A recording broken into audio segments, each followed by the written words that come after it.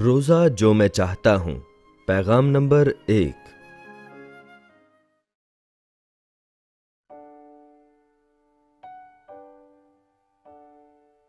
یسایہ 58 باب 6 سے 9 آیات۔ کیا وہ روزہ جو میں چاہتا ہوں یہ نہیں کہ ظلم کی زنجیریں توڑے اور جوئے کے بندھن کھولے اور مظلوموں کو آزاد کرے، بلکہ ہر ایک جوئے کو توڑ ڈالے؟ کیا یہ نہیں کہ تو اپنی روٹی بھوکوں کو کھلائے اور مسکینوں کو جو آوارہ ہیں اپنے گھر میں لائے، اور جب کسی کو ننگا دیکھے تو اسے پہنائے، اور تو اپنے ہم جنس سے روپوشی نہ کرے؟ تب تیری روشنی صبح کی مانند پھوٹ نکلے گی اور تیری صحت کی ترقی جلد ظاہر ہوگی۔ تیری صداقت تیری ہراول ہوگی اور خداوند کا جلال تیرا چنڈاول ہوگا۔ تب تو پکارے گا اور خداوند جواب دے گا، تو چلائے گا اور وہ فرمائے گا میں یہاں ہوں۔ اگر تو اس برے کو اور انگلیوں سے اشارہ کرنے کو اور ہرزہ گوئی کو اپنے درمیان سے دور کرے گا۔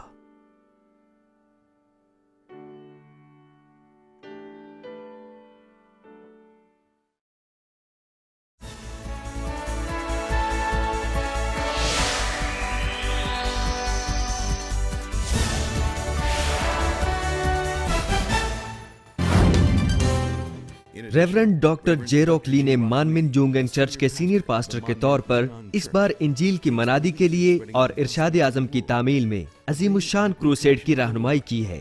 ریورنڈ ڈاکٹر جے راک لی نے پوری دنیا میں کروسیڈز کیے ہیں، جو Washington D C, Baltimore, LA، Hawaii, Argentina, Japan, Kenya, Tanzania, Uganda, Pakistan, Philippines, Honduras, India, روس، جرمنی اور پیرو میں منعقد کیے گئے۔ مانمن آرٹ پرفارمنگ مشن ٹیم کے ہمراہ جہاں کہیں انہوں نے کروسیڈ کیے، بے شمار معجزات اور خدا کے شفائیہ کام اتنے زیادہ رونما ہوئے کہ بہت سے ٹی وی چینلز نے انہیں بیداری کا عظیم رہنما قرار دیا، جن میں CNN نمایاں ہے۔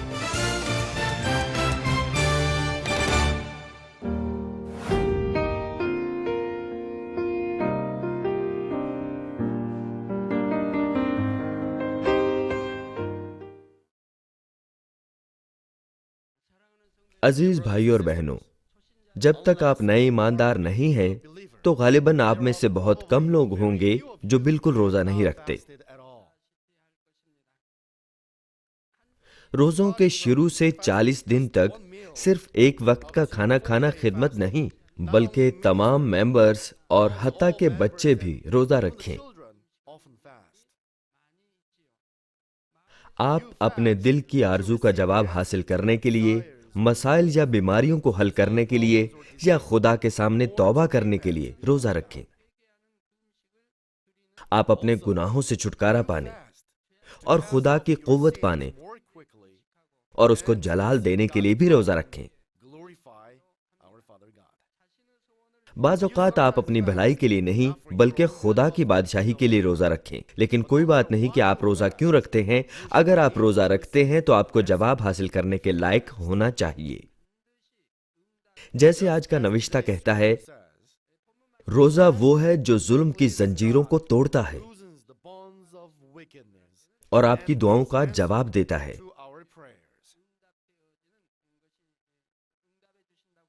روزے کا مطلب ہر لحاظ سے کچھ کھائے پیے بغیر دعا کرنا ہے، اور اس سے مراد ہے کہ آپ اپنی زندگی کا خطرہ لے کر جوش کے ساتھ خدا سے دعا کر رہے ہیں۔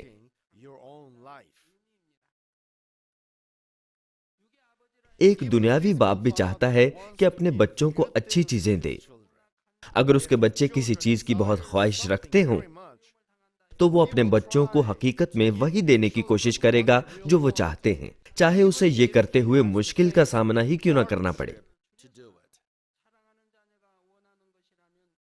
ماں باپ کا دل ایسا ہی ہوتا ہے کہ وہ اپنے بچوں کی خواہش کو پورا کرنا چاہتے ہیں، چاہے اس کے لیے انہیں کچھ وقت کا کھانا چھوڑنا پڑے یا اپنی ضروریات کو کم کرنا پڑے۔ تو پھر جب وہ روزے کے ساتھ اپنی جان کو دکھ دے کر اس سے دعا کرتے ہیں تو ہمارا آسمانی خدا باپ اپنے بچوں کو کتنا زیادہ جواب دینا چاہے گا۔ تاہم حقیقی زندگی کے حالات میں ہم بدقسمتی کے معاملات دیکھتے ہیں۔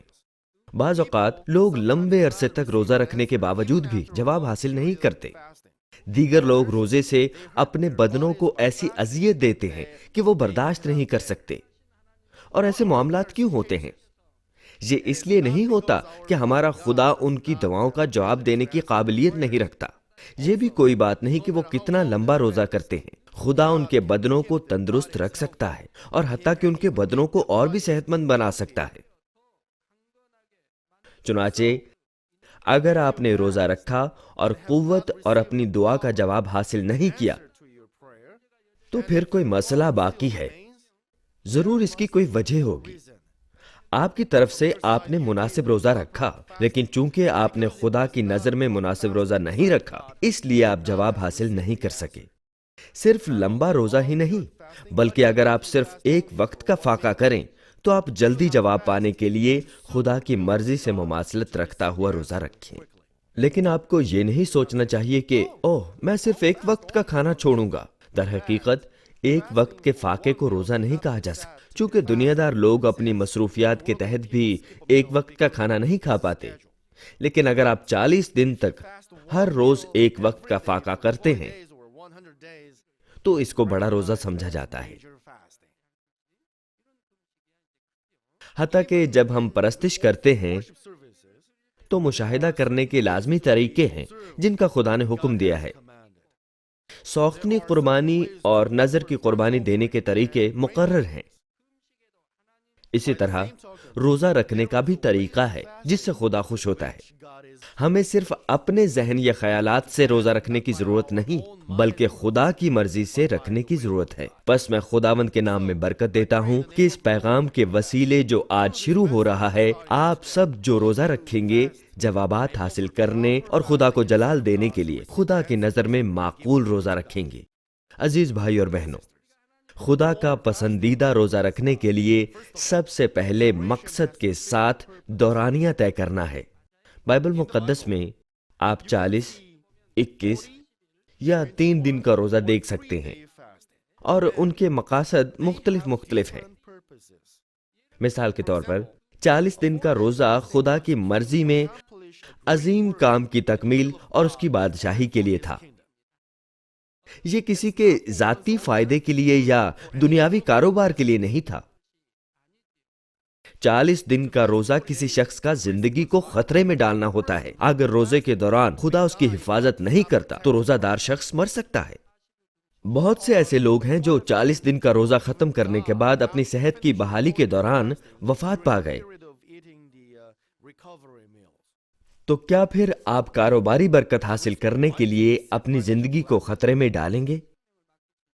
چنانچہ 40 دن کا روزہ کسی عظیم کام کو پورا کرنے کے لیے خدا کی مرضی یا اس کی بادشاہی اور اس کی راست بازی کی تکمیل کے لیے رکھنا چاہیے۔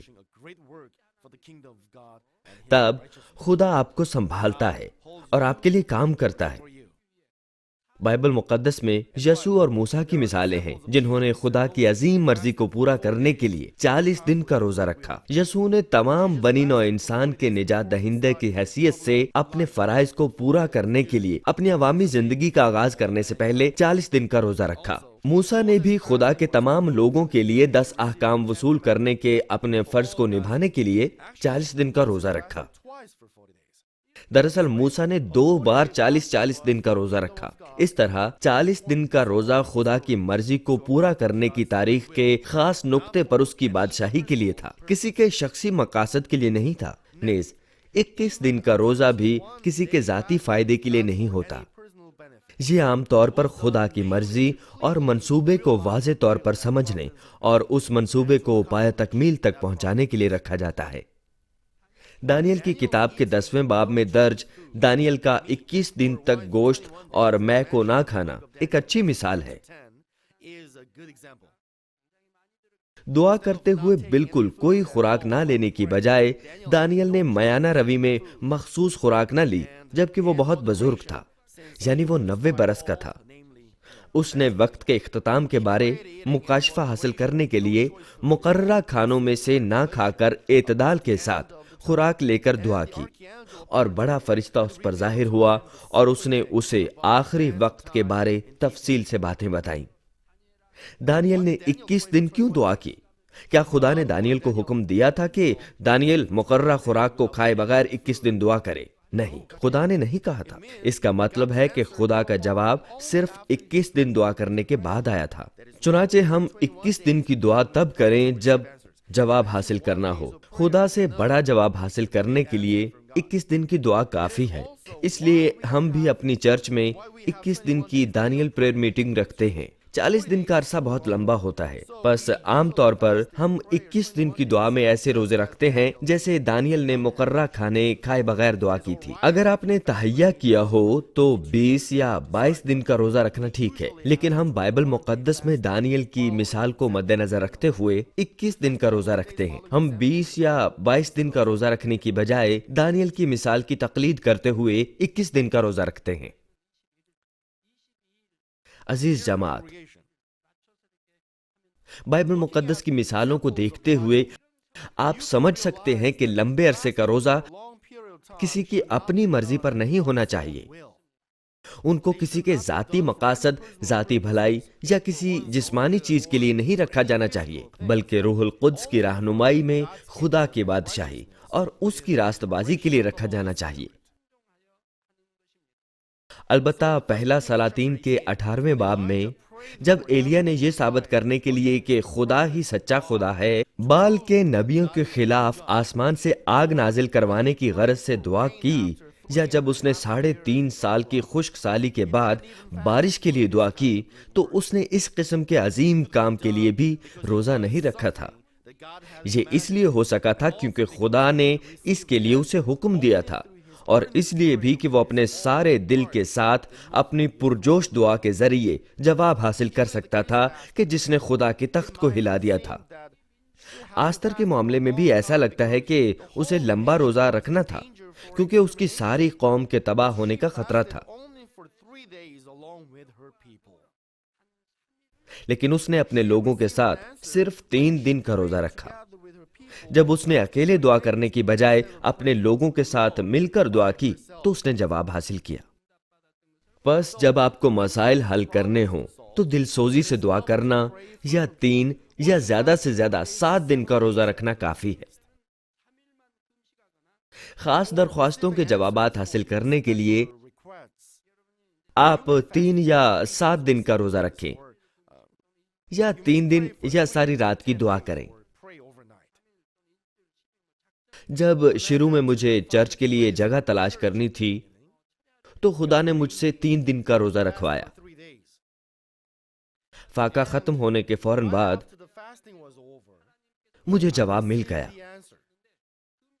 جب میں نے 3 دن کا روزہ ختم کیا تو خدا نے مجھے باہر جا کر چرچ کے لیے جگہ تلاش کرنے کا حکم دیا۔ اس وقت میں کیوم ہو کے علاقے میں رہائش پذیر تھا، لیکن میں شنڈائی بینگڈونگ کے علاقے میں گیا، حالانکہ میں نہیں جانتا تھا کہ یہ جگہ کہاں پر واقع ہے۔ اس وقت کوریا نے بھی اس طرح ترقی نہیں کی تھی جیسا آج ہے۔ کاریں اور بسیں آج کی نسبت بہت کم تھیں، لیکن ہم فرما برداری میں شنڈائی بینگڈونگ چلے گئے۔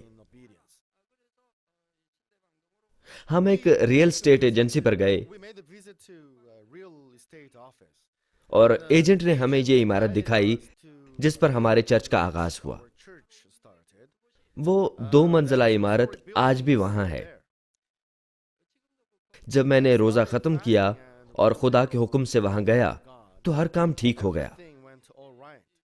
ہم زیادہ ایجنٹس کے پاس نہیں گئے، بلکہ صرف ایک ہی کے پاس گئے جنہوں نے اس چرچ کی تعمیر کے لیے ٹھیکہ طے کرنے میں ہماری رہنمائی کی۔ خدا نے ہمیں زیادہ ریئل اسٹیٹ ایجنٹس پر نہ جانے دیا، بلکہ سیدھا ہمیں درست ایجنسی پر لے گیا۔ اس نے کسی مشکل میں نہیں ڈالا، بلکہ ہمیں ایسی راہوں پر لے گیا جہاں ہر چیز ہمارے حق میں تھی۔ اسی وقت کے دوران سینئر ڈیکنس آئیجا آہن نے خدا سے دعا کی کہ اس کا گھر فروخت ہو جائے جو کافی عرصے سے فروخت نہیں ہو رہا تھا۔ خدا نے اسے کہا کہ وہ 3 دن کا روزہ رکھے اور وہ عمارت ڈیلر کو اس قیمت پر دے دے جو وہ چاہتی ہے۔ وہ گھر جو بہت عرصے سے فروخت نہیں ہو رہا تھا پہلے کی نسبت زیادہ داموں میں فروخت ہو گیا۔ بس اگر آپ صرف 3 دن کا روزہ رکھیں اگر وہ فاقہ کریں جس سے خدا خوش ہوتا ہے تو آپ جلد جواب حاصل کریں گے۔ جب آپ توبہ کے لیے روزہ رکھیں تو آپ کو ہر معاملے میں اچھی طرح فرق کرنا ہے۔ ایسی چیزیں ہیں جو آپ کو صرف توبہ کے لیے دعا کے ساتھ رکھنی ہیں، کچھ دوسری چیزیں ہیں جن پر آپ کو اپنے بدن کے ساتھ غالب آنا ہے اور روزے کے ساتھ اسے اپنا غلام بنانا ہے۔ مثال کے طور پر توبہ کے لیے ایک دن کی دعا سے تجاوز کر کے 10 یا 21 دن کا روزہ رکھنا درست نہیں ہے۔ اگر آپ کو اپنی دعا سے تجاوز کر کے حقیقتاً توبہ کرنی ہو تو آپ کو اب سے دعا جاری کرنی ہے۔ یہ کچھ نہیں کہ آپ کو 10 یا 21 دن کے روزے رکھ کر مثال قائم کرنی چاہیے۔ تب اگر آپ کسی طرح یہ کرتے ہیں تو کیا خدا آپ سے خوش ہوگا؟ نہیں، وہ خوش نہیں ہوگا۔ یہ وقت ضائع کرنا ہے۔ اگر آپ دعا کو فراموش کرنے کی توبہ کرتے ہیں اور بغیر تجاوز کیے دعا کرنے کا فیصلہ کرتے ہیں تو کیا آپ کے لیے آج یا کل سے پابندی کے ساتھ دعا کرنا کافی نہیں؟ یہ درست ہے کہ آپ گناہ کو چھوڑ کر خدا کی طرف لوٹ آئیں۔ فرض کریں کہ آپ خدا کے خادموں میں سے ایک ہیں، نئے ایماندار نہیں ہیں، لیکن دعا کرنے میں ناکام ہیں، تو ضرور ہے کہ آپ خدا کے سامنے شرمسار ہو کر بہت معافی مانگیں۔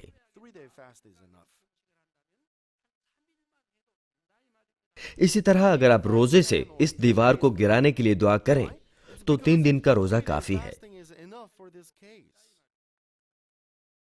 اس مقصد کے لیے آپ کو 10 یا 21 دن کے فاقے کرنے کی ضرورت نہیں۔ کیوں؟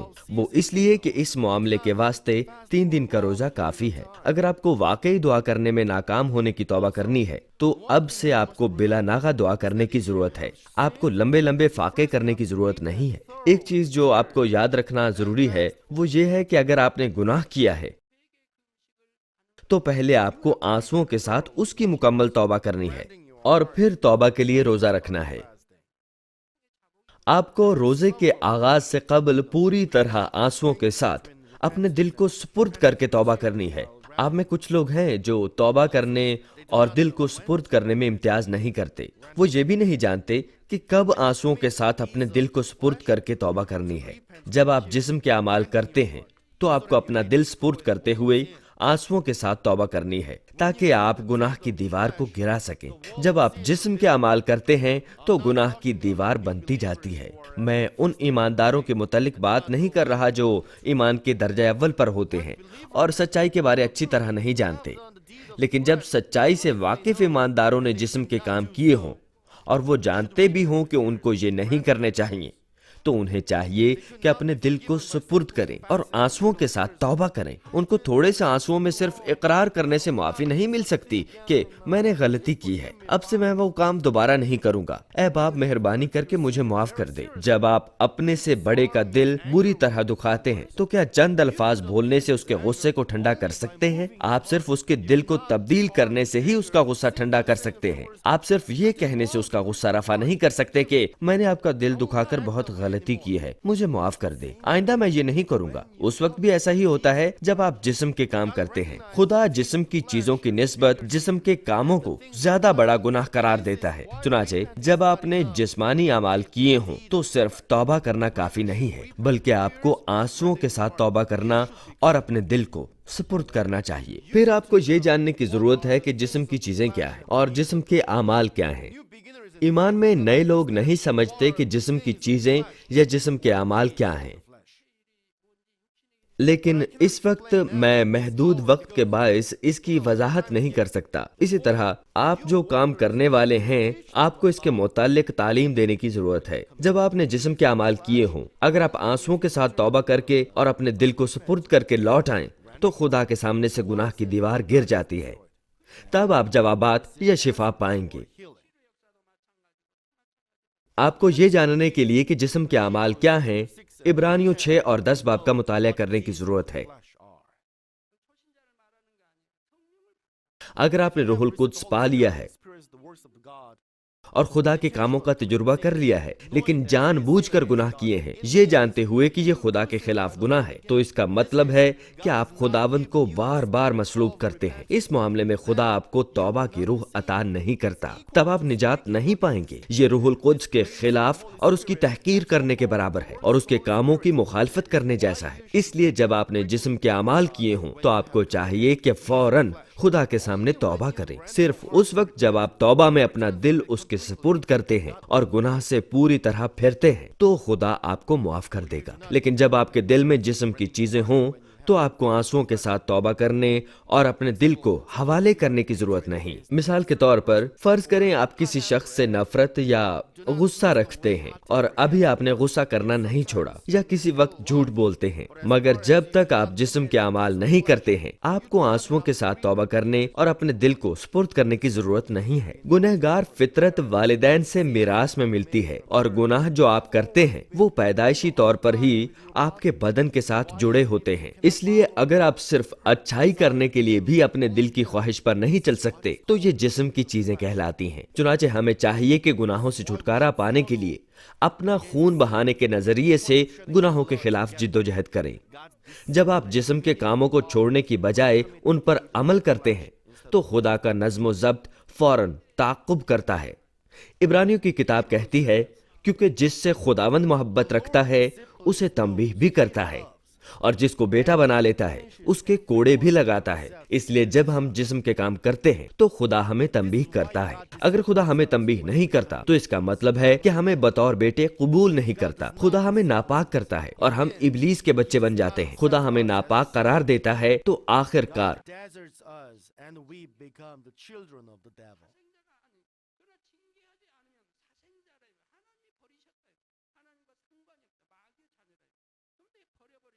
ہم موت کی راہ پر چلے جاتے ہیں۔ اس طرح چونکہ خدا ہم سے محبت رکھتا ہے اس لیے وہ ہمیں تنبیہ کرتا ہے کہ ہم توبہ کر سکیں اور اس کی طرف پھر سکیں اور آخر نجات پا سکیں۔ جسم کی چیزیں پیدائشی طور پر ہی وراثت میں ملتی ہیں، بس اگر آپ نے ابھی ان کو نہیں چھوڑا تو آپ کو ان کے لیے آنسوؤں کے ساتھ توبہ کرنے کی ضرورت نہیں، بلکہ آپ خون بہانے کے نظریے پر ان کے خلاف جد و جہد کریں۔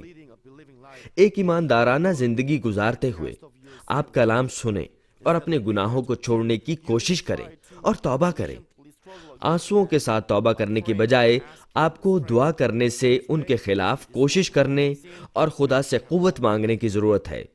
اس طرح آپ گناہ کی دیواروں کو گرائیں جو پہلے سے تعمیر شدہ ہیں۔ اس طرح آپ کو جسم کے کاموں اور جسم کی چیزوں میں امتیاز کرنے کے قابل ہونے کی ضرورت ہے۔ اگر آپ اس کو اچھی طرح نہیں سمجھتے تو آپ کو جوابات حاصل کرنے میں مشکل آ سکتی ہے اور آپ گناہ کی دیوار نہیں گرا سکتے۔ دوسرے الفاظ میں آپ کو جاننے کی ضرورت ہے کہ آنسوؤں کے ساتھ کب توبہ کرنی ہے اور توبہ کرنے کے لیے دل کو کب سپرد کرنا ہے۔ خداوند نے اپنے شاگردوں کے پاؤں دھوئے، یعنی اس کا مطلب آنسوؤں کے ساتھ توبہ کرنا اور دل کو سپرد کرنا نہیں ہے۔ اگر یہ آنسوؤں کے ساتھ توبہ کرنا نہیں ہے، دل کو سپرد کرنا نہیں ہے، تو آپ ہر روز صرف توبہ کر کے اپنے گناہوں کو دھو لیجئے۔ آنسوؤں کے ساتھ توبہ کرنے کا مطلب صرف آپ کا پاؤں دھونا نہیں ہے بلکہ اپنے دل کو دھونا ہے۔ چنانچہ آپ کو یہ امتیاز کرنے کی ضرورت ہے کہ کب توبہ کرنی ہے یا کب اپنے دل کو توبہ میں آنسوؤں کے ساتھ سپرد کرنا ہے۔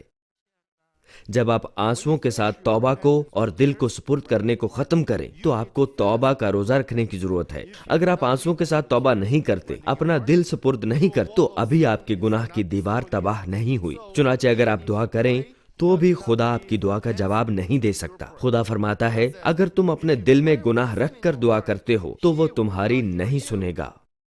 دشمن ابلیس اور شیطان ہوا میں ہی آپ کی دعا کو روک دیتا ہے، چنانچہ یہ باپ تک نہیں پہنچتی۔ اس لیے جب آپ اپنے دل میں گناہ رکھ کر دعا کرتے ہیں تو خدا آپ کی دعا کا جواب نہیں دیتا۔ صرف جب آپ آنسوؤں کے ساتھ توبہ کر کے گناہ کی دیوار کو گراتے ہیں، اپنے دل کو سپرد کرتے ہیں، تو اس وقت خدا آپ کی دعا کو سنے گا اور آپ اس کا جواب حاصل کریں گے۔ بس اس لیے اگر آپ حقیقتاً خدا پر ایمان رکھتے ہیں تو آپ کو جسم کے کام نہیں کرنے چاہیے، لیکن جسم کی چیزیں والدین سے میراث میں ملتی ہے اور آپ نے خداوند کو بطور نجات دہندہ قبول کرنے سے قبل ہی گناہ کیے ہوئے ہیں۔ آپ کو خون بہانے کے نقطے سے ان کے خلاف جد و جہد کر کے جسم کی ان چیزوں سے چھٹکارا پانا ہے۔ یہ آپ کے دل کا ختنہ کرنے جیسا ہے۔ اس سے ضرور یہ مراد نہیں کہ خدا آپ کی دعا کا جواب نہیں دیتا۔ جسم کی چیزوں سے چھٹکارا پانے کا یہ عمل ایماندارانہ زندگی ہے۔ آپ کا خود کو روح میں ترتیب دینے کا عمل ایماندارانہ زندگی ہے۔ آپ کے اس عمل میں زندگی گزارتے ہوئے آپ کی دعاؤں کا جواب آتا ہے۔ چنانچہ چونکہ ابھی آپ نے پوری طرح جسم کی چیزوں کو نہیں چھوڑا، اس لیے آپ یہ نہ سوچیں کہ آپ کو دعا نہیں کرنی۔ خدا سے جوابات حاصل کرتے ہوئے آپ کو اپنے دل کا ختنہ کرنا ہے۔ ایک مرتبہ آپ اپنے دل کا ختنہ ختم کر لیں تو آپ دعا کے وسیلے بڑی بڑی چیزیں حاصل کرنے کے لائق ہو جاتے ہیں۔ حتیٰ کہ اگر آپ بڑی چیزیں یعنی مادی برکات مانگے تو آپ آسمانی باپ سے فوراً جوابات حاصل کریں گے۔ یہ صرف اے باپ کہہ کر فوراً جوابات حاصل کرنے یا اس کے لیے دعا کرنے کے لیے لمبے عرصے کے بعد جواب حاصل کرنے میں فرق ہے، کیا نہیں ہے؟ یہ ایک بڑی وجہ ہے کہ آپ توبہ میں روزہ رکھیں۔ لیکن اگر آپ ابھی تک اپنے دل میں گناہ رکھتے ہوئے روزے میں دعا کرتے ہیں تو آپ کے پاس خدا کے لیے کرنے کو کچھ نہیں ہے۔ اگر آپ 3 دن کا روزہ بھی رکھیں، اگر آپ توبہ کریں اور پوری طرح گناہ سے پھریں تو خدا خوشی کے ساتھ اسے قبول کرے گا۔ لیکن اگر آپ گناہوں سے پھرے بغیر 21 دن کا روزہ بھی رکھیں تو خدا اس کو قبول نہیں کرے گا۔ اگر آپ حقیقتاً اپنے دل سے پھرنے کے قابل ہیں تو اگر آپ روزہ رکھ بھی لیں، آپ کو روزہ رکھنے کی ضرورت نہیں۔ میں نے حسب ذیل اپنے گناہوں سے چھٹکارا پانے کے لیے روزہ رکھا۔ بائبل مقدس کی 66 کتابیں پڑھتے ہوئے اگر یہ کہتی ہے کہ آپ کو جھوٹ نہیں بولنا چاہیے، تب میں نے انہی قدموں پر طے کر لیا کہ جھوٹ نہیں بولوں گا، اور اس وقت سے جھوٹ نہیں بولا۔ میں نے اسے اگلے 1 ہفتے یا مہینے پر نہیں ڈالا، بلکہ انہی قدموں پر فیصلہ کیا اور خدا کے کلام کے خلاف عمل کرنا بند کر دیا۔ تب جو ہی میں نے فیصلہ کیا، اسی وقت مذاق کرنا اور جھوٹ بولنا چھوڑ دیا۔ جب میں نے بائبل مقدس کو پڑھا تو مجھے معلوم ہوا کہ خدا کس چیز کو ناپسند کرتا ہے اور اپنے آپ کو اس چیز سے الگ کر لیا۔ مجھے معلوم ہوا کہ خدا سیاہ کو وہ خالص سیاہ ہوتا ہے جو روشنی پر اپنا عکس چھوڑتا ہے یا روشنی نہیں ہونے دیتا، اور سیاہ رنگ کی چیزوں کو ناپسند کرتا ہے چونکہ یہ گناہ سے تعلق داری میں استعمال ہوتا ہے۔ جب ہم نے پہلی ریوائول میٹنگ کی تو خدا نے ریوائول کے لیے سیاہ رنگ میں اشتہارات بنانے کی اجازت نہ دی۔ خدا نے دوبارہ جی اٹھنے، ہمیشہ کی زندگی اور خداوند کے دوبارہ آنے سے متعلق رنگوں کو بھی ترتیب دیا، اور ہم نے اس کے مطابق اشتہارات بنوائے۔ ریوائول کے لیے ہمارے اشتہارات کیسے خوبصورت تھے، کیا نہیں تھے؟ اس کے ذریعے مجھے سمجھ آیا کہ خدا سیاہ رنگ سے بہت نفرت کرتا ہے۔ پھر جب میں نے بائبل مقدس کا مطالعہ کیا تو مجھے معلوم ہوا کہ خدا ہیکل کی تعمیر میں بالکل سیاہ رنگ کو استعمال نہیں کرتا، وہ دوسرے رنگوں کو استعمال کرتا ہے۔ خدا سیاہ رنگ سے بہت نفرت کرتا ہے۔ سنڈے اسکول میں ہم تعلیم دیتے ہیں کہ سیاہ رنگ گناہ سے تعلق رکھتا ہے۔ سفید رنگ سے مراد سفید دل ہے اور سیاہ رنگ سے مراد سیاہ دل ہے۔ تب سیاہ رنگ کس قدر قابل نفرت ہے۔ جب سے مجھے معلوم ہوا ہے کہ خدا سیاہ رنگ سے نفرت کرتا ہے، میں نے بالکل سیاہ چیزیں استعمال نہیں کی۔ حتیٰ کہ جب مجھے روایتی سوٹ پہننا ہوتا ہے تو بھی میں سیاہ رنگ کا سوٹ نہیں میں سیاہ نہیں پہنتا، لیکن میں ہمیشہ سفید سوٹ نہیں پہن سکتا۔ البتہ جب مجھے روایتی سوٹ پہننا ہوتا ہے تو میں نیوی بلیو کا انتخاب کرتا ہوں۔ جب میں اپنے دل میں کوئی فیصلہ کرتا ہوں اور اس کے لیے دعا کرتا ہوں تو میرے لیے اس سے چھٹکارا پانا ممکن ہوتا ہے۔ لیکن کچھ چیزیں تھیں جن سے میں اس طرح چھٹکارا نہیں پا سکتا تھا، مثلاً وہ تھی نفرت یا غصہ۔ جب میں نے فیصلہ کیا تو میں ان سے فوراً چھٹکارا نہ پا سکا۔ میں نے نفرت نہ کرنے کا فیصلہ کیا، لیکن ابھی میرے دل میں نفرت تھی۔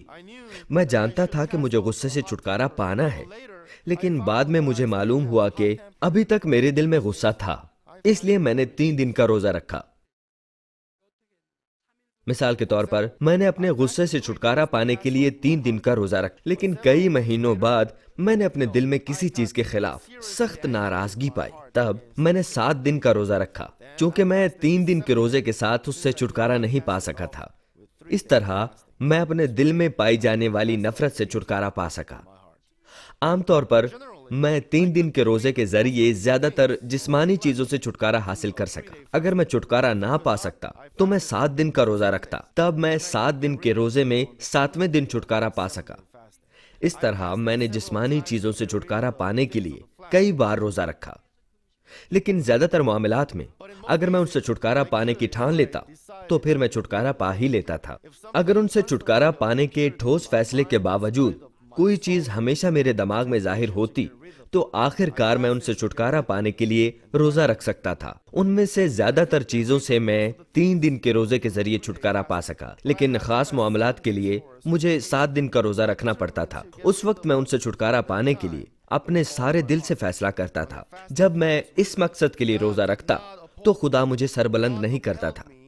خدا مجھے اس وقت سربلند کرتا تھا جب میں اس کی بادشاہی اور اس کی راست بازی کے لیے روزہ رکھتا تھا، لیکن جب میں گناہوں کے خلاف جد و جہد کرنے کے لیے روزہ رکھتا تھا تو وہ مجھے سربلند نہیں کرتا تھا۔ بس گناہوں سے چھٹکارا پانے کے لیے روزہ رکھنا بڑا مشکل ہوتا تھا۔ دشمن ابلیس مجھے کامیابی سے روزہ رکھنے سے روکتا تھا، اس لیے فاقے کا 3 یا 4 دن مجھ پر بڑا بھاری گزرتا تھا۔ میں اپنے ذہن میں اس سے متعلقہ خیالات کو سنبھال رکھتا کہ 7 دن کا روزہ رکھنا کیسی حماقت۔ یہ اس لیے تھا کیونکہ میں اس گنہگار فطرت سے چھٹکارا پانے کے قابل نہیں تھا۔ میں اپنے دماغ میں فیصلہ کرتا کہ اگر میں 7 دن کے روزے سے اس کو خارج نہ کر سکا تو پھر میں 10 دن کا روزہ رکھوں گا۔ اگر میں 10 دن کے روزے پر ناکام ہو گیا تو پھر میں 15 دن کا روزہ رکھوں گا، اور اگر میں 15 دن کے روزے میں بھی ناکام ہو گیا تو پھر 21 دن کا روزہ رکھوں گا۔ میں ایک ہی بار فیصلہ کرتا تھا، اور اس قسم کے ٹھوس فیصلے میں اپنے بچپن سے کیا کرتا تھا۔ میں ایک بار سمجھ لیتا تھا کہ یہ کرنا درست ہے، لیکن اگر میں یہ کرنے میں ناکام ہو گیا تو پھر 7 یا 10 دن کا روزہ رکھوں گا، اور اگر میں 10 دن کے روزے کے بعد ناکام ہو گیا تو پھر میں 15 یا 21 دن کا روزہ رکھوں گا۔ بالفاظ دیگر 7 دن کا روزہ رکھنے کے دوران میں اسے اپنے ذہن میں رکھتا تھا۔ چونکہ میں اپنے گھر پر روزہ رکھتا تھا، جب مجھے کھانے کی خوشبو آتی تو بھوک کو برداشت کرنا بہت مشکل ہو جاتا تھا۔ اسی طرح میں اس خاص گناہ یعنی نفرت یا غصے سے چھٹکارا پانے کا ٹھوس فیصلہ کرتا تھا۔ اگر میں نہ کر سکا تو مجھے 10 دن کا مزید روزہ رکھنا ہوگا۔ پس مجھے کسی بھی صورت اس وقت اس سے چھٹکارا پانا ہی ہوگا، چونکہ لمبا روزہ رکھنا مشکل اور بے وقوفی ہے۔ مجھے پاک ہونے اور آسمان اور بہترین آسمان پر جانے کے لیے کسی بھی قیمت پر ان سے چھٹکارا پانا ہوتا تھا۔ بائبل مقدس دہرا کر کہتی ہے کہ ہمیں برکت اور خدا کی محبت حاصل کرنے کے لیے ان سے چھٹکارا پانا ہے۔ یہ کہتی ہے، سورج غروب ہونے سے پہلے اپنی ناراضگی کو دور کرو۔ اگر آپ غصے کو پوری طرح ختم کر دو تو بہت بہتر ہوگا۔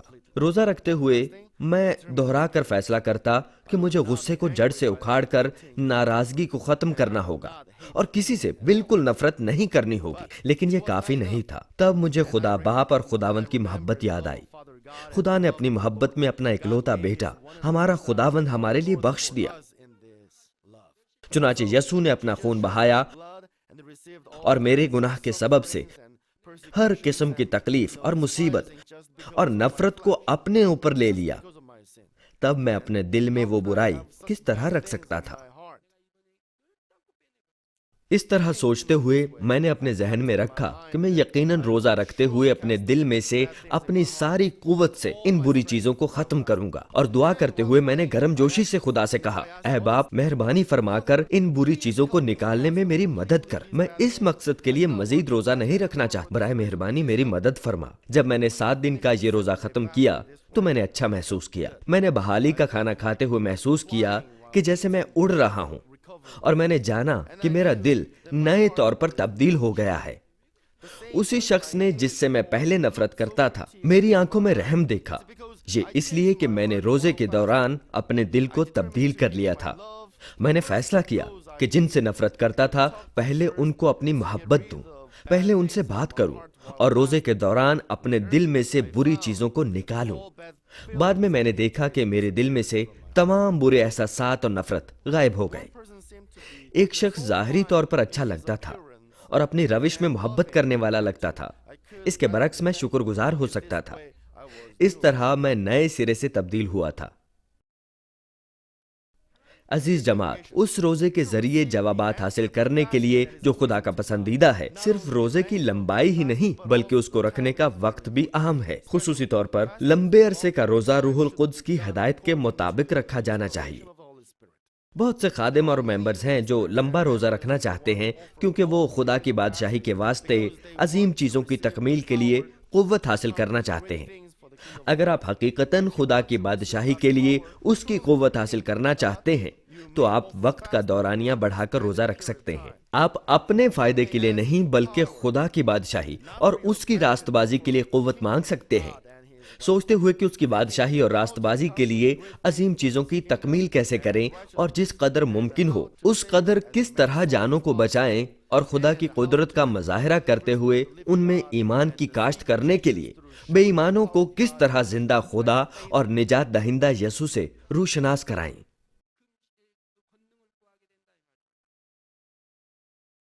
فرض کریں آپ خدا سے قوت حاصل کرنے کے لیے روزہ رکھتے ہیں، سوچتے ہوئے کہ میں اپنے ذریعے ظاہر ہونے والی قوت دکھاؤں گا اور میں دعا کے وسیلے شفا دے کر بہت سے نذرانے بٹوروں گا۔ اگر آپ اپنے دل میں یہ سوچ رکھ کر روزہ رکھتے ہیں تو اگر آپ 40 دن یا 100 دن کا روزہ بھی رکھ لیں، خدا آپ کو جواب نہیں دے گا۔ اس طرح آپ صرف ایسے انداز میں روزہ رکھنے سے قوت حاصل نہیں کر سکتے۔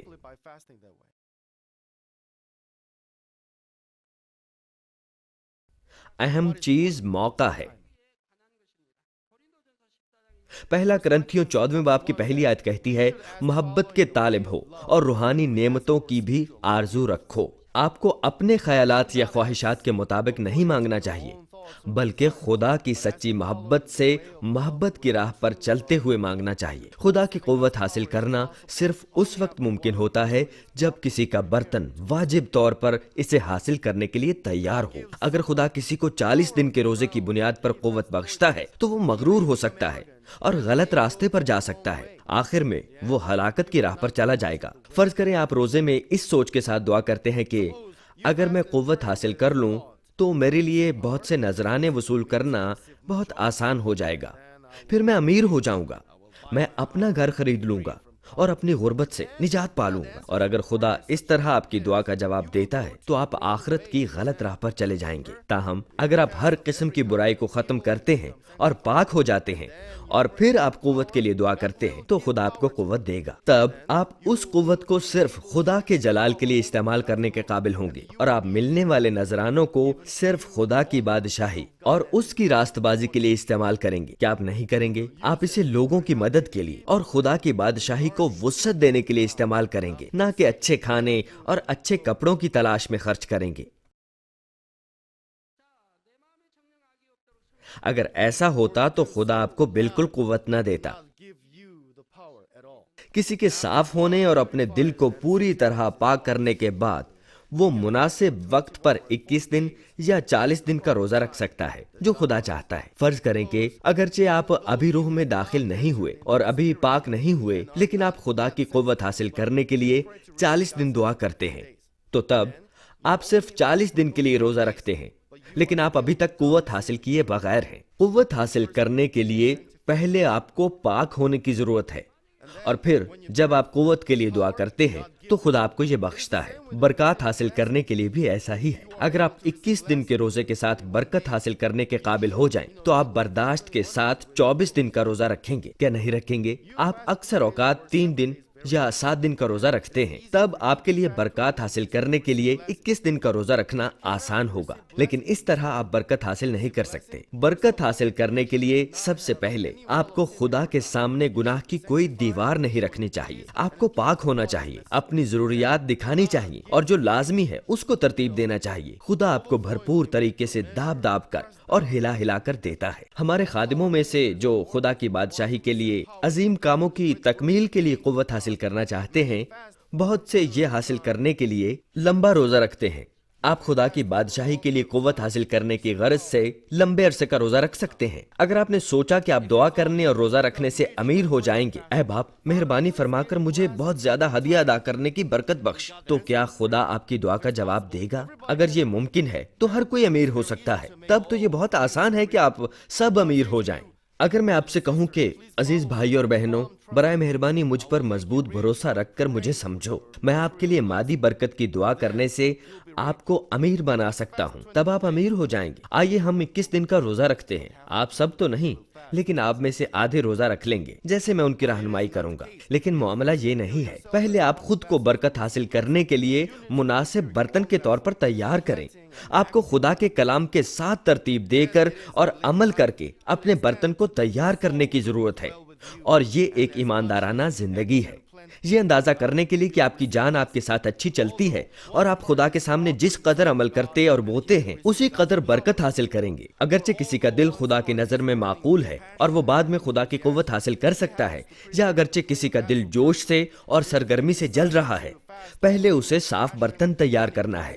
اگر وہ صرف جوش اور ولولے کے ساتھ روزہ رکھنے کا فیصلہ کرتا ہے جبکہ برتن ابھی صاف برتن کے طور پر تیار نہیں ہے، تو خدا جواب نہیں دے سکتا۔ یہ اس لیے کہ یہ راست بازی کی شریعت میں پورا نہیں بیٹھتا۔ بے شک اگر آپ اپنی مرضی سے روزہ رکھنے کا فیصلہ کر بھی لیتے ہیں تو اس کا یہ مطلب نہیں کہ خدا اس روزے میں آپ کی مدد کرے گا۔ خدا پرجوش دل کو قبول کر سکتا ہے اور روزہ ختم کرنے کے لیے اسے قوت دے سکتا ہے، لیکن روزے کے بعد بھی دعاؤں کا جواب نہیں ملے گا۔ لیکن اگر اس نے حقیقی طور پر اپنے سارے دل سے خدا کی قوت حاصل کرنے کے لیے دعا کی ہے تو خدا رحم کے ساتھ اس کے دل کو قبول کرے گا اور اسے فضل اور قوت عطا کرے گا تاکہ وہ صاف برتن تیار کرنے کے لائق ہو سکے جو خدا کی قوت حاصل کر سکے۔ لیکن اس لمحے کے لیے خدا کی قوت نہیں مل سکتی۔ چنانچہ کوئی بات نہیں کہ آپ اپنے دل میں کس قدر ترس رکھتے ہیں، آپ کو چاہیے کہ پہلے مڑ کر اپنی طرف دیکھیں اور برتن تیار کرنے کے لیے پہلے دعا کریں اور روزہ رکھیں، اور جب برتن تیار ہو جائے اگر آپ روح القدس کی ہدایت کے مطابق روزہ رکھیں تو یقیناً آپ جواب حاصل کر سکتے ہیں۔ اگر روح القدس آپ کو 21 یا 40 دن کا روزہ رکھنے کا الہام دے بھی دیتا ہے، آپ کو اسی وقت روزے کا آغاز نہیں کرنا چاہیے۔ فوراً آپ 3 دن یا 7 دن کا روزہ شروع کر سکتے ہیں، لیکن یہ روزہ رکھنے کا زیادہ لمبا عرصہ نہیں ہے۔ پہلے آپ کو ضرورت ہے کہ اس کے لیے خود کو دعا میں تیار کریں، چونکہ تیاری کے بغیر آپ روزہ رکھنے میں ناکام ہو سکتے ہیں۔ آپ کو اس کے لیے تیاری کرنے اور مناسب وقت کا انتظار کرنے کی ضرورت ہے۔ آپ کو اس وقت تک انتظار کرنے کی ضرورت ہے جب تک خدا آپ کو لمبا روزہ رکھنے کا حکم نہیں دیتا۔ آپ کو سنجیدگی کے بغیر یہ شروع نہیں کرنا چاہیے، اور یہ ہر کسی کے لیے نہیں ہے۔ خاص کر خادم خدا کے کام کے لیے قوت حاصل کرنے کی غرض سے روزہ رکھتے ہیں۔ کارندے بھی قوت سے کام کرنے کے لیے اور بے شمار جانوں کو بچانے کے لیے ڈیکنس اسٹیفن اور فلپ کی طرح روزہ رکھ سکتے ہیں۔ پہلے آپ کو چاہیے کہ قوت حاصل کرنے کے لیے خود کو تیار کریں۔ روزہ رکھنے کے دوران آپ کئی چیزوں کا تجربہ کر سکتے ہیں۔ ہو سکتا ہے خدا آپ کو سنبھالے یا نہ سنبھالے، یا آپ اچھا اختتام کر سکتے ہیں، چونکہ اگر آپ قوت حاصل نہ بھی کریں خدا آپ کو سنبھالتا ہے۔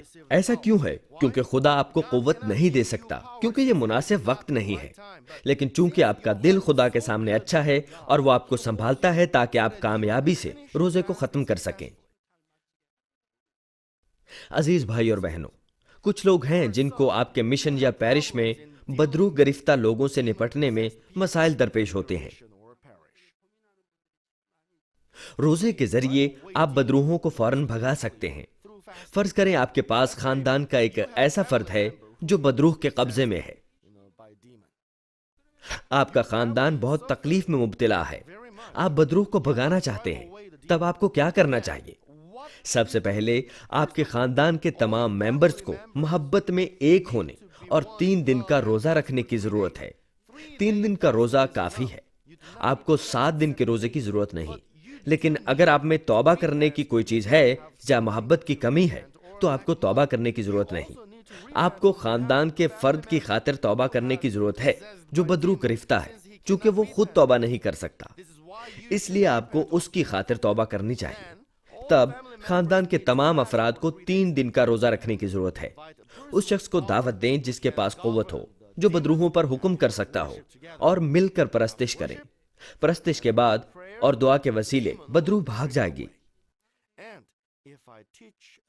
اگر میں اس طرح بھی تعلیم دوں تو جلدی سے جواب پانا آسان نہیں ہے۔ کیوں؟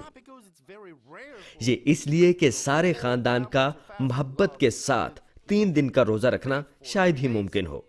دراصل اگر میں یہ بھی سکھا دوں کہ وہ اپنے خاندان کے فرد میں سے بدروح کو کس طرح نکال سکتے ہیں تو وہ جواب حاصل نہیں کر سکتے ہیں۔ چونکہ اس قسم کا خاندان تلاش کرنا بہت مشکل ہے جو خوشی سے محبت میں ایک ہو اور خاندان کے فرد میں سے بدروح کو نکالنے کے لیے 3 دن کا روزہ رکھ سکے۔ بدروح کو نکالنے کا ایک اور بھی طریقہ ہے۔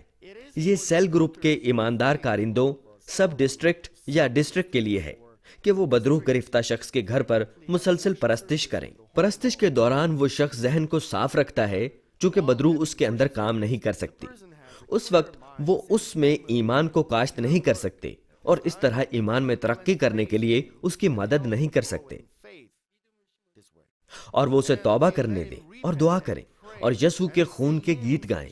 اس طرح وہ کر سکتے ہیں۔ سب سے پہلے بدروح کو مصیبت میں ڈال کر اس پر غالب آئیں۔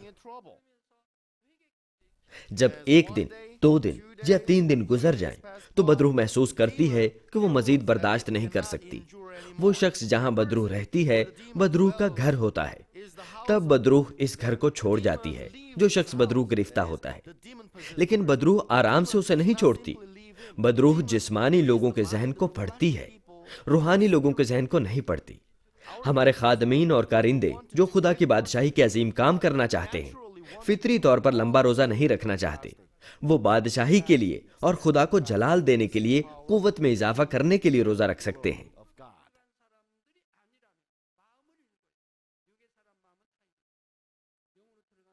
بدروح ان کے ذہن کو نہیں پڑھ سکتی جو روح میں داخل ہو چکے ہیں، چونکہ روح ان کی پہنچ سے دور ہوتی ہے۔ کیا بدروح خدا کے دل کو پڑھ سکتی ہے؟ نہیں، یہ نہیں پڑھ سکتی۔ یہ صرف جسمانی لوگوں کے ذہن کو پڑھتی ہے۔ اس طرح بدروح نتیجہ اخذ کر لیتی ہے کہ یہ وقت چھوڑنے کا ہے یا نہیں۔ اگر وہ بدروح گرفتہ شخص کے گھر میں نہ بھی بات کریں بلکہ باہر کہیں کریں تو بدروح جو کچھ وہ کہتے ہیں اسے سن لیتی ہے۔ میں ڈرتا ہوں کہ ہم اس کو نہیں نکال سکتے، ہم اس کو یہیں چھوڑ دیتے ہیں، جتنا ہوا اتنا کافی ہے۔ اگر وہ اپنے ذہن میں بھی اس قسم کے خیالات رکھیں تو بدروح اس کو جان لیتی ہے۔ چنانچہ اگر یہ ممکن ہو کہ جب وہ مزید کئی دنوں تک برداشت کر سکتی ہو تو وہ نہیں چھوڑے گی۔ اسی طرح آپ سمجھ جائیں گے کہ بدروح سے نبرد آزما ہونے کے لیے محبت اور برداشت کس قدر لازمی ہے، اور آپ کو بدروح سے سختی سے پیش آنے کی ضرورت ہوتی ہے۔ اگر آرام سے کہیں کہ اے بدروح مہربانی سے باہر نکل آ، تو یہ بالکل باہر نہیں آئے گی۔ بدروح اپنی ایک شخصیت رکھتی ہے، بس صرف جب آپ سختی سے اس پر پیش آتے اور زوردار حکم دیتے ہیں تو یہ بے دلی سے یہ سوچ کر باہر آ جاتی ہے کہ اب وہ مزید یہاں نہیں رہ سکتی۔ لیکن آپ کو غلیظ زبان استعمال کرنے کی ضرورت نہیں۔ اس لیے ہمارا خداوند بدروح کے ساتھ سختی سے پیش آتا تھا، کہتے ہوئے کہ اے ناپاک بدروح اس میں سے باہر نکل آ۔ اگر آپ بدروح کے ساتھ شخصی طور پر نرمی سے پیش آتے ہیں تو یہ ہرگز باہر نہیں آتی، سوچتے ہوئے کہ میں بہت اچھا محسوس کرتی ہوں چونکہ یہ میرے ساتھ اچھا سلوک کرتے ہیں۔ کچھ لوگ ہیں جو گالی گلوچ کر کے بدروحوں کو نکالتے ہیں۔ بدروحیں اس شخص کے بدن سے باہر نکل آتی ہیں چونکہ یہ غلیظ زبان مزید برداشت نہیں کر سکتی۔ یہ نکل تو آتی ہیں لیکن پوری طرح نہیں۔ یہ دعا کے بعد پھر آ سکتی ہے، یا یہ آج یا کل واپس آ سکتی ہیں۔ بس اگر یہ لوٹ آتی ہے تو سب کچھ بے سود ہو جاتا ہے۔ اگر یہ لوٹ آتی ہے تو یہ زیادہ تکلیف دیتی ہے۔ تب آپ کو کیا کرنا چاہیے؟ گالی گلوچ کے ذریعے بدروح کو نکالنے کی بجائے سارے خاندان کو چاہیے کہ یک ایمان ہوں، آنسوؤں کے ساتھ توبہ کریں، گناہ سے الگ ہو جائیں اور بتوں کو چھوڑ دیں، اور پھر آپ بدروح کو نکال سکتے ہیں۔ اور جب آپ اسے نکال لیں تو آپ کو چاہیے کہ اسے پانی یا آگ میں ڈالیں۔ جس چیز سے بدروحیں زیادہ ڈرتی ہیں وہ پانی اور آگ ہے۔ یہاں میرا مطلب روحانی پانی اور آگ ہے۔ جب ہم پانی یا آگ کہتے ہیں تو بدروح اسے روحانی معنوں میں لیتی ہے، اس لیے ہمیں چاہیے کہ اسے پانی یا آگ میں ڈالیں۔ تب جتنا بدروح پانی یا آگ سے ڈرتی ہے اتنا ہی حکم مانتی ہے اور کبھی واپس نہیں آتی۔ کیوں؟ اس لیے کہ یہ اپنی قوت کھو دیتی ہے۔ چنانچہ اگر آپ یہ جانتے ہیں تو آپ کو بدروحیں نکالنے کے بارے پریشان ہونے کی ضرورت نہیں۔ اگر آپ اپنے پیرش یا مشن کے ممبرز کے ساتھ مل کر مریض کے لیے ثابت قدم محبت کے ساتھ بدروحوں کو حکم دیتے ہیں اور بدروح کو تکلیف دیتے ہیں یا 3 دن کا روزہ رکھتے ہیں تو آپ بدروحوں کو نکال سکتے ہیں۔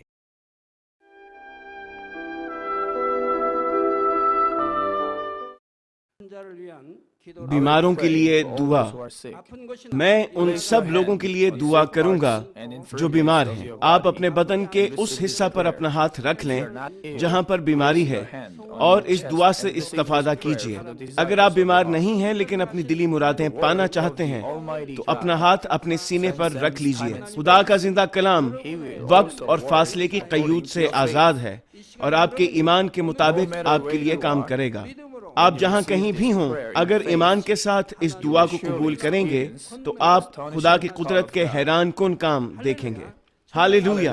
قادر مطلق خدا، تو جو محبت ہے، اپنے بچوں پر اپنے ہاتھ کو رکھ اور تمام GCN دیکھنے والوں پر بھی جو ایمان سے اس دعا کو ٹی وی کے ذریعہ قبول کرتے ہیں۔ اپنا ہاتھ ان پر رکھ اور اپنے عجیب کام جو وقت اور فاصلے کی قیود سے آزاد ہیں ان تمام لوگوں کی زندگیوں میں دکھا جو دنیا کے کسی بھی کونے میں ہیں۔ ان کو ایسا ایمان عطا فرما جس کے وسیلہ سے ان کے تمام شکوک و شبہات ختم ہو جائیں، ان کی زندگی سے تمام دکھ اور مشکلات جاتی رہیں۔ روح القدس کی آگ سے جلا کر اور یسوع کے پاک خون کے وسیلہ سے دھو کر پاک کر دے۔ سر سے لے کر پاؤں تک سارے جسم میں خدا کی عظیم تخلیقی قوت آشکار ہو۔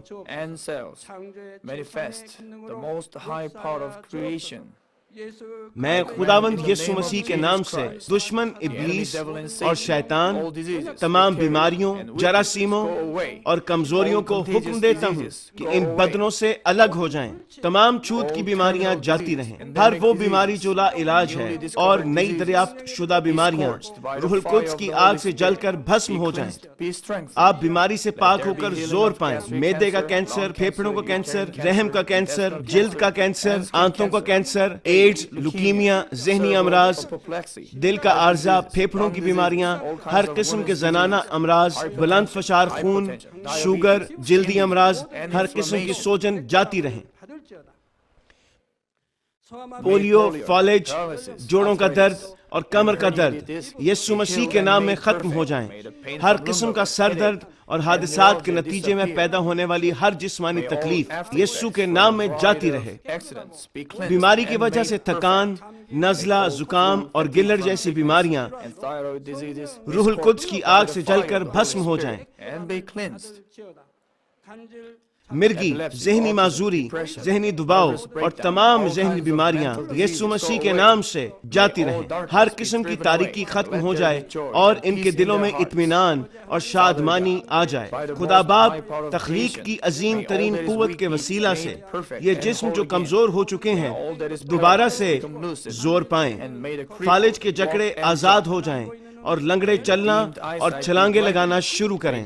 نظر کی کمزوری جاتی رہے، بہرے سننا شروع کر دیں، اندھے بینائی حاصل کریں اور گونگے لوگ بولنا شروع کر دیں۔ خدا باپ بانجھ خواتین کو اولاد کی برکت عطا فرما، ٹوٹی ہڈیوں کو جوڑ دے اور جسم کے تمام جلے ہوئے حصے مکمل طور پر شفایاب ہو جائیں۔ نشہ کی لعنت میں گرفتار لوگوں کو روح القدس کی آگ کے وسیلہ سے پاک اور صاف کر دے۔ جسم کے تمام مردہ خلیے زندہ ہو جائیں، تمام تاریکی جاتی رہے اور ابلیس کی قوتیں نکل جائیں۔ میں یسوع مسیح کے نام سے حکم دیتا ہوں کہ دشمن ابلیس، شیطان اور ہوا کی عملداری کا حاکم اپنا قبضہ چھوڑ دیں اور ان کے تمام قاصد بھی یسوع مسیح کے قادر نام میں نکل جائیں۔ تاریکی کی ناپاک، دھوکہ دینے والی اور گمراہ کر دینے والی قوتیں یسوع کے نام میں دور ہو جائیں۔ بے ایمانی اور نا انصافی کی بدروہیں جاتی رہیں، تمام تاریکی جاتی رہے، تیرا نور چمکے۔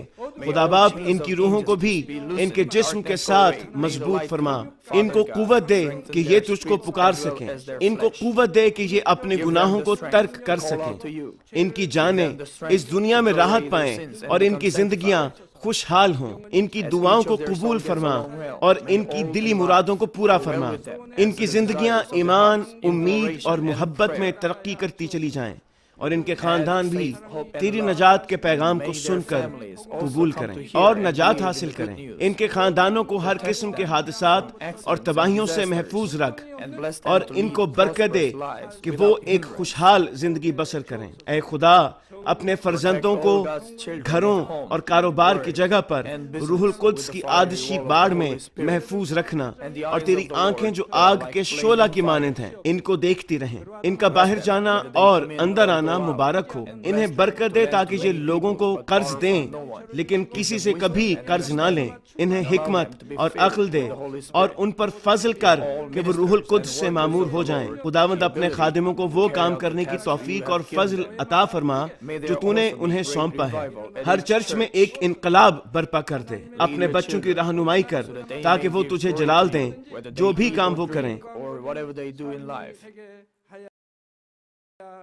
اپنے عجائب کا ظہور فرما تاکہ وہ اپنے لبوں سے تیری گواہی دیں کہ وہ تجھ سے ملے ہیں اور تو ان کی دعاؤں کو قبول کرتا ہے۔ خدا باپ، میں تیرا شکریہ ادا کرتا ہوں اور صرف تجھے ہی سارا جلال دیتا ہوں۔ میں خداوند یسوع مسیح کے نام میں یہ دعا کرتا ہوں، آمین۔